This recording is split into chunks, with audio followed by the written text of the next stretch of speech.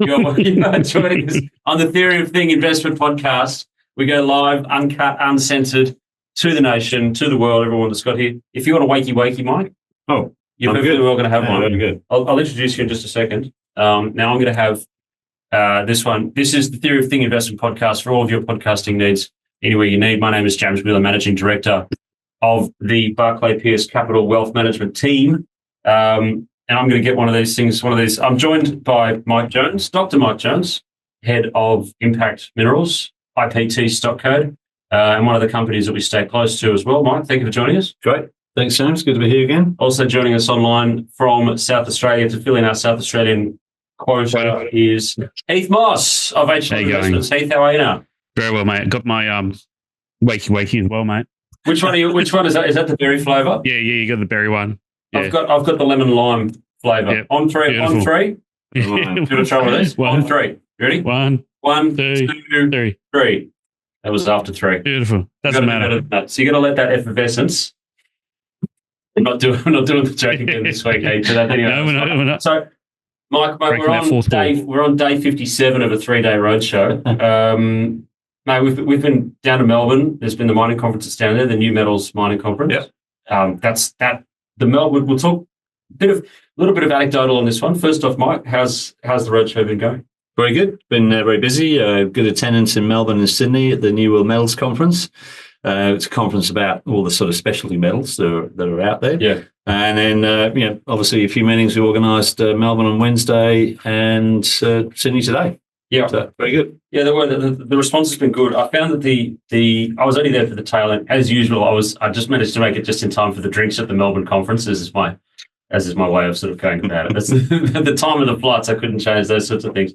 I did catch up with Warwick Grigor, one of the old names, probably the first person that I met in mining, and a good little crowd in Melbourne, a small crowd, a little bit, I don't want to say despondent, but it seemed like potentially that the crowd was a little bit down on where it was before, and then emboldened by walking into the ballroom at the Fullerton, and it was a full room. So it's funny, you can't really pick what's going to happen. We're thinking, no, everyone's out of small cap mining, new critical minerals, a thing of the past. Turns out that no, it's still very much people are very interested. Maybe it was ringing the bottom because obviously we've had a couple of good days on the market now, so which is we needed because there was a few gloomy faces around in the broking community. So it's it has been a little bit that way. I mean, if you've got a gold stock or an antimony stock, I think that you're doing quite well. But so with HPA, highly high purity alumina, you got to get it right one. You did. What's the updates from Impact? So we're well into the pre-feasibility study. That's the key thing for us this year and into early next year. And for those of you who don't know, Lake Hope High Purity Alumina Project, it's located about 500 kilometres east of Perth. And it is our intention to mine the top 2 metres of a couple of small salt pans out there, dry lakes, truck that material to Kwinana and convert it into high margin, high purity alumina. And HPA is used in 2 key areas, LEDs, so light emitting diodes of all sizes and shapes, in particular things like the Las Vegas Dome, which I know you were at earlier this year. I've seen from the outside. There you go. And new screens, micro LEDs, and increasingly in the actual semiconductor space proper. And it's also used in the battery sector and a wide range of unique sort of bespoke areas, technical ceramics, things like that, medical imagery, machines, and sapphire glass. So very significant growth markets going forward. It truly is a critical mineral. And you can see the price. We're not going to pull up any graphs or anything like that on this one because it's just too hard with the 8,000 different pieces of recording material that we have in front of us right now. But there's some good graphs that you've got on the cost to produce, in which that impact will potentially be on that far left side when it comes to the cost of production. That's right. But the demand curve also comes into it as well. That it's. Do you want to run us through that? It does. Sort of visualize how that looks. The best way of describing HPA is that it's a little known but a significant component of the electrification that we're seeing globally. and move towards renewable power, etc. So, as I mentioned, using LEDs in the batteries, lithium-ion batteries, etc. So, it's all about how cheaply you can produce the material and the natural advantages of the lake, not just the material, but actually the fact that it is in the top 2 meters of the lake, will mean that we should be able to produce HPA, at the lowest cost potentially globally, or certainly close to. So that's going to give us, I think, the entry into the marketplace that we will need, and that's definitely a big focus for next year, is getting into those actual markets. Yeah, I'm keen to be a holder. Cheers, Heath. Cheers. There we go. Yeah, Yeah. Now, just so you know, there's 100 milligrams of caffeine in that. So You'll be buzzing. I understand that being on the road shows there's always a caffeine intake that goes on with it. So that's probably not exactly the sort of kick that you need if that's the case. But anyway, that's lovely. Thank you very much for that one. So Heath, thanks for that. Join us for as we continue on through the show. Okay. What Heath? How's your week been, mate? Good. Sick free. Thank God. No one getting sick or being sick this week along, and listening to a lot of 90s and 2000s grunge rock on the back of last week's thing. But yeah, it's been a good week for me personally in terms of new clients and just business just rolling along really, really nicely. So yeah, got busy with some statements of advice that we have to roll out. So, but yeah, what about you? Mate, it's been fantastic. We're full throttle on the whole back Jimmy challenge thing that we're doing, the rugby challenge, where I have to get up to speed on being able to play a sport that I've never played before and barely even enjoy watching, just quietly. But I need to be. We've sort of now moved it. What it's moved into now has gone from me just going through a test to see if I can play the role of winger in rugby, and we've gone, why don't we have a whole football game as well? And so we've put together the BPC Barbarians. The BBC All-Stars will take on the Barbarians. We haven't officially announced those things yet. Robbie Farah is going to be skippering my team. I don't get to skipper my own team because apparently I'm not qualified to do that. And if you've got someone who's represented the country, well, okay, that's all right. Now, Robbie Farah also just yesterday, it was announced that he will be joining the wealth management team as well. Fantastic. As athletes wealth management, working on that selling position, but also just working on helping athletes through the process. Yeah, that is a big week. I do foresee a few torn hamstrings there, James. Yeah, so you do need to be pretty careful. I'm extraordinarily flexible. As an ex-winger myself. So, yeah. Well, is Farah going to be playing? I can take some tips on that. So we're playing. So October the 2nd or October the 3rd. We're looking at getting the invites out. We've got the save the dates going out today. I think marketing nodding at me in that regard. And I think we're just going to see if we can book out North Sydney Oval for it. One of the prettiest parks. Yeah. One of the prettiest parks in the world, actually. One of the prettiest ovals in the world. So that's my home as well, which is good. So Jonathan Thurston potentially heading up the Barbarian side as well. So we've got an all-star cast. Chris Lawrence has been on the show too. He's going to be on my team. We're picking and choosing. It's like basketball, football. It's like the football games at school. It's just like two captains, and you get to pick who you're going to have. So anyway. That's what it's going to be. So that's all. That's now compounded. We've got Robbie joining us. It's this whole big show, this whole big song and dance, just to help promoting what it is that we do, to help the clients that we have, to help the companies that we deal with closely as well. It's all intertwined nicely. What about yourself? How's your work been? Right? Yeah, very busy. Apart from doing this. Apart from this, on the road, and actually, I enjoy being on the road. It's good. Yeah, and I enjoy meeting people, telling them the story.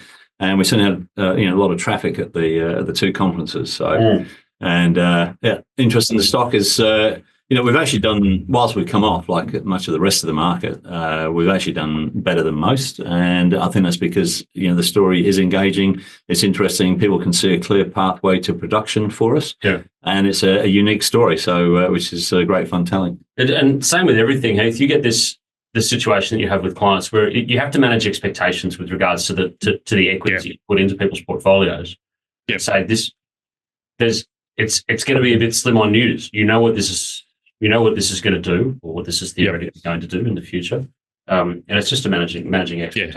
Yeah, and that's one of the toughest things about being an advisor is managing client expectations. And I think I put out my note this week about lithium and how lithium may be looking like you should be looking at entering, but I've given a 12+ month horizon on that because there obviously will be volatility in there. So I'm not expecting big returns in the short term, but managing those expectations is critical to your relationship with the client.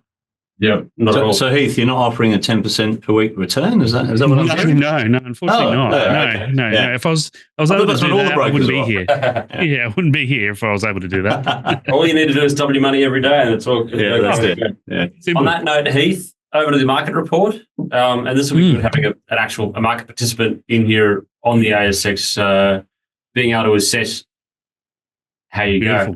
There we go. There it is. That's the S&P 500. Heath Boss of HLM Investments, over to the market report for you. And that looks like it's about to have a triple top there, pal. Yeah. Look, I mean, last week was the worst week for the S&P 500 and NASDAQ since March of 23 at the height of the regional bank crisis. Mm-hmm. So you can tell how bad a week it was, but it didn't really feel like that. We had a couple of really big down days you can see there last week. But we've recovered most of those losses, and we're about 1% off our highs there on the S&P 500.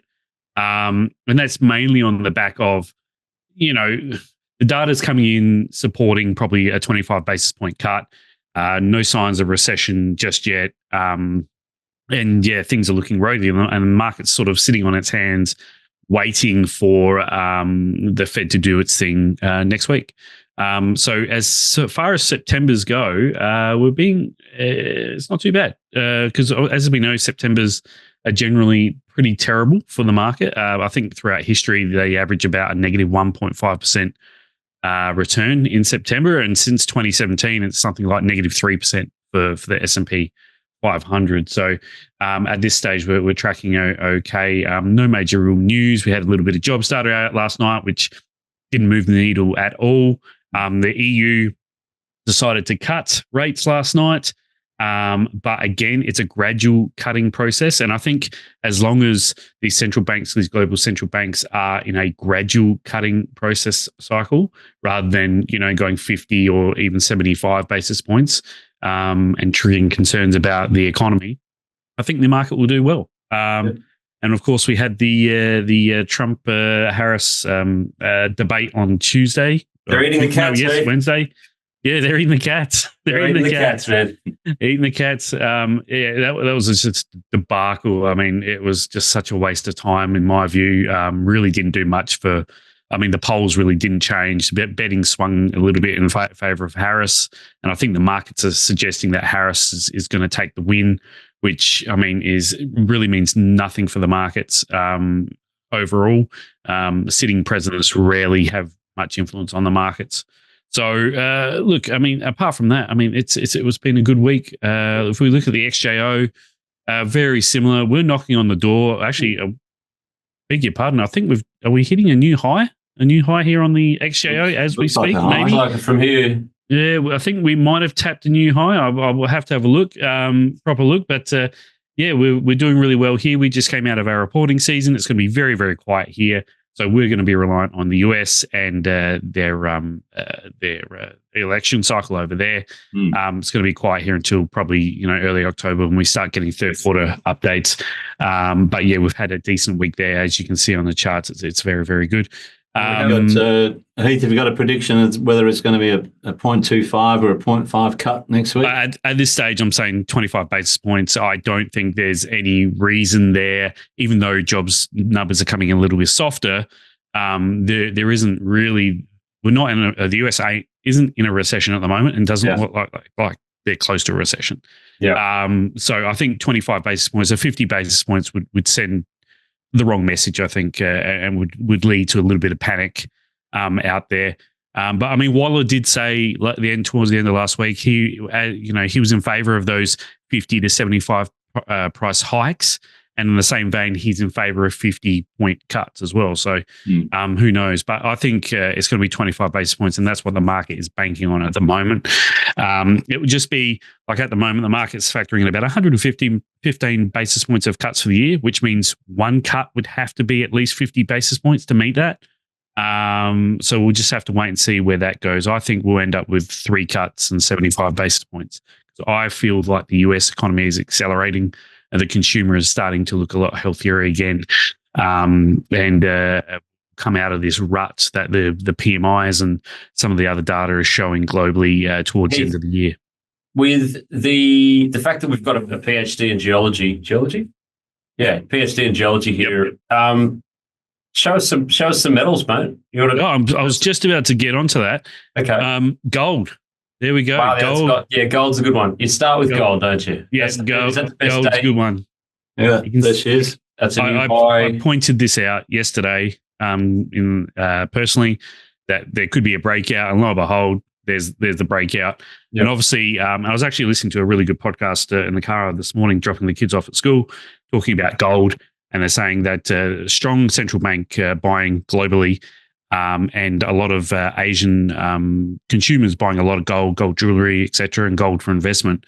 But that the Western side of things for investment in terms of flows into ETFs and other investment funds still aren't there. So there could be another leg to gold if things, stay okay. I mean, if we see yields come down and the US dollar stay down, then it's going to create a favorable gold environment. And we could see gold go higher yet again. I mean, it's performed fantastically for the last, look, back here was about $1,600 there, and that was in November of 22. It's now almost knocking on the door of $2,600 spot price. Yep. So gold is looking fantastic and has broken out there. I'm thinking it rallies into the Fed next week and then pulls back on the back of the decision. Just to retest that break. Maintains a buying favor. You've got some gold assets, don't you? We do. Yeah. Yep. He asked, knowing full well that you do. That's right. Yeah. Now, funnily enough, copper looking very, very similar there. I could actually put a line across there for another breakout. Good. Yep. So that's the 200-day moving average that you've got there. We're actually that's the looking at the chart at the moment. So it's a 200-day moving average on a red line. Looking like it's going to knock on the door a third time, more or less. Yep. On that line of resistance, it always needs 3 knots, and then it's off potentially. Mm-hmm. And we all know the copper story, especially the longer term copper story. Take up copper, Mike. Yeah, it's the big story is obviously what China's doing, how much it's going to use. China sneezed, and we have caught a little bit of a cold. But the underlying demand for copper is always going to be there, and the demand is as much driven by the West almost as it is by China. So got to hang in there. Exactly, and it's that whole EV electrification story, which China are well on top of, but the rest of the world are still lagging well behind. Yeah. So there's a chance there that copper could be breaking out higher and heading towards probably 460 to 470 a pound there in the near term. It just depends. If China starts turning around and get some good macro data out there towards the end of the year, then that's what I foresee happening as well. Look at oil, because oil's been a big talking point for the last week or so. Well, and then we'll go to the hot commodity of the week after that. I'll surprise you with which one it is. See if you can if you're playing from home, see if you can guess which until this week unknown commodity for a lot of punters has been the one that everyone wants to know about. Go ahead though, Heath, on oil. So oil, it's been terrible really for oil. Weak global demand, high output. OPEC were threatening to increase production and then walk that back. Then came out and revised down their forecast for 2025 and 2024, the rest of 24. But we do have a little bit of a bounce here on the back of Hurricane Francis, whatever. Francine, that's it, going through the Gulf of Mexico now, which is knocking off about 1.5 million barrels a day of production. Obviously, that's short term. What we need to see here from oil moving forward is a stronger global economy, especially in China. There is some talk that EVs are now starting to have an impact on oil in China, because obviously we came out the other day that they'd sold over 1 million EVs in August. And they represent over 55% of new cars sold now in China. And if you go to places like Shenzhen, that's 80%. And they've got more charging stations than petrol stations over there now. So it's maybe going to start having an impact on demand in places like China. But obviously globally, the EU's weak. The US softened a little bit. China is soft. So there's an overall a weaker story there. So that's what's happening with oil. So I think that's enough from me. What one were we going to look at there, Jimmy? Well, I don't know if you can put it up, but anyone who's got a sniff of antimony Antimony. Until Oh, recently, I think a geez. lot of people were calling anti-money, which is my policy now. I don't think you're going to be able to pull up an No, antimony. I don't think I am. No, it's too niche. We're going to have a look at a few stocks. Now, this is funny. What's amazing is that, remember when I went to Vegas at the beginning of the year, got the R.M. Williams filthy out in the Mojave Desert talking to LKY, Loxley Resources, one of the companies that we stay close to, that they finally came out and said what I had seen myself in at the tenements that they've got there on the Californian side of the Mojave Desert, which is why it's taken them so long to be able to get some sort of announcement out or anything to do with anything in California. I'd seen what was on the XRF machines. There are some rock chip samples that they've got that are showing rare earths, but it wasn't about that. It was about the antimony findings that they had in there. A fire retardant. Gee, that really got sold into, didn't it? Is that a stem that goes all the way up to how much higher does that go? To 5 cents. Yeah. Oh my goodness. Yeah. And it's come back. It's about 3 cents at the moment. They did come out and say 11.2% antimony rock chip samples, which obviously is quite high. Yep. And that's all on the back of, again, China blocking antimony exports. And they're like with a lot of rare earth metals, etc. They're the only producer basically in the world. So that sent antimony prices extremely high. It's a very niche market, very small niche market. Yeah, it is a super niche market, but it's for the flavor of the week. And sometimes then all of a sudden everyone scans through everything just to see where they can find some antimony that's out there. Yeah. So you've got Loxley came out yesterday, Lorovoto Resources, LRV. One of the stocks, amazing stockbroker to the stars. My young William here put out a note on LRV a couple of months ago, picking this one as a great play because of the antimony thing. Obviously, he didn't know about the Chinese situation because nobody knew about the Chinese situation, but his analysis is more often it's righter than it's wronger. I don't know what to say. Righter than a wronger. Yeah, I know. Yeah. I'm going to get there. And annoyingly, never talk up your advisors too much because then all of a sudden the recruitment agents will be on the phone trying to figure out who he is. But he did a thing on LRV. He got some people set in that, and that's just sensational. I love his work on this. And GED is another one. GED Golden Deeps is another one that has antimony projects, etc.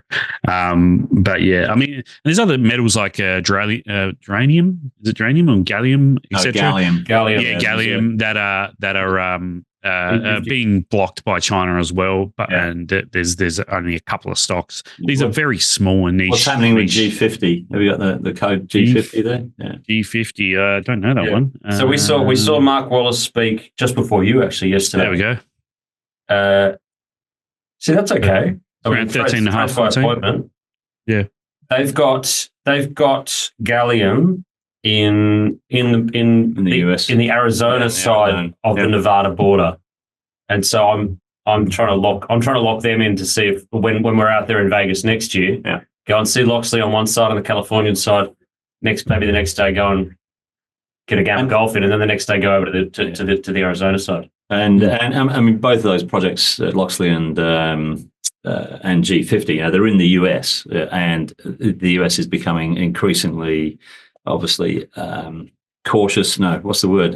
They want their own minerals, even though getting a mine is difficult to get permitted. They're definitely, those two companies are in the right place at the moment for those niche commodities. Yeah, so. The supply chain, protecting the supply chain start to finish. There's actually a few funds that are out there that invest in renewables that want to make sure they've got the protection of their own supply chains too, which makes sense. And look, while the antimony run has been, it's a little bit speculative because, I mean, there's no shortage of antimony in the world. It's come at a really good time after we've had, months of basically, downward movement in everything. Shellacking in the nickel market, followed by one in the lithium market, and all of a sudden we've got something out of nowhere that's like turn the market around.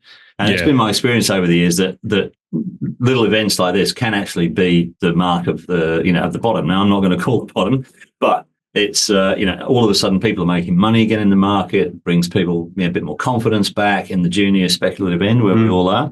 And so hopefully on the back of this might get a good run into the end of the year once the presidential debacle has been sorted out in the US.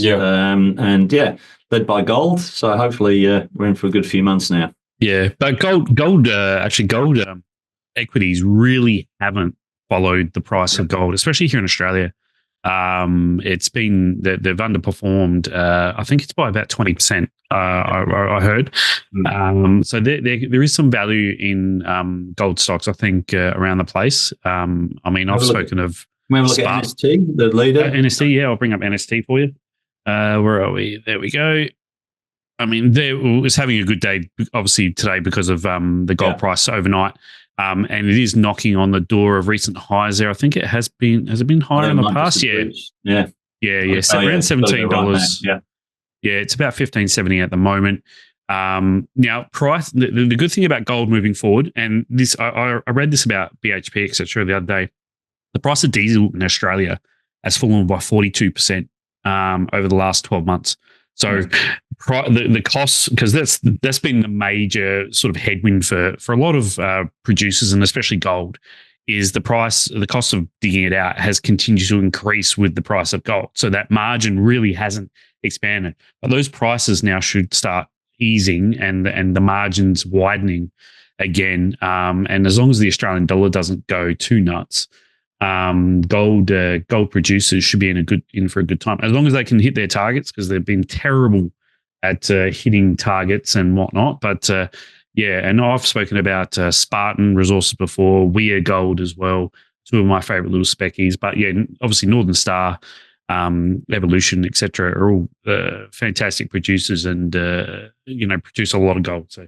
Yeah, that's a good one. Yeah. So, and I think the stuff like we saw it with lithium, with cattle coming out and curtailing supply, and there's a lot of metals out there that their prices have come off, and producers aren't making any money. So you're going to see a lot of metals producers that start curtailing supply, mothballing mines, delaying expansions, etc.